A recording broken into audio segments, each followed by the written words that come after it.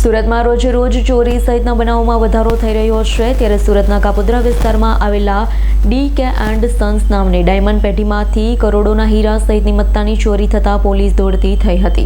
સુરતમાં છેલ્લા ઘણા સમયથી કાયદો અને વ્યવસ્થાની સ્થિતિ પર અસામાજિક તત્વો તરાપ મારી રહ્યા છે.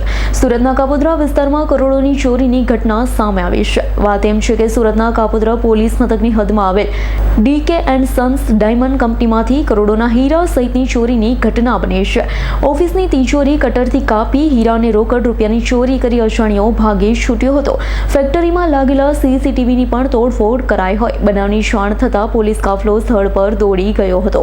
કાપોદ્રા પોલીસ સાથે ક્રાઇમ બ્રાન્ચની ટીમ પણ સ્થળ પર પહોંચી ગઈ હતી. હાલ સ્થળ પર ડીસીપી, એસસીપી સહિતના ઉચ્ચ અધિકારીઓએ એફએસએલની મદદથી તપાસના ધમધમાટ શરૂ કર્યા છે.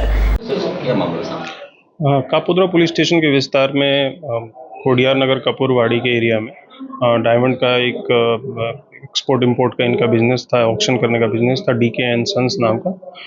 यहाँ पे पिछले 2-3 दिन से रजा जो अपना जन्माष्टमी और इंडिपेंडेंस डे का रजा था, तो ये खाता जो डायमंड का था ये पे बंद था.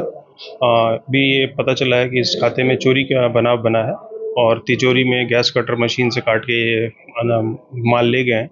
पुलिस यहाँ पे घटना स्थल पे पहुंची है और आगे की कार्रवाई हम कर रहे हैं.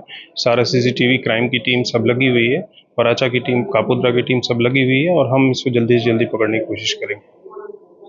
Bureau report, S9 news, Surat.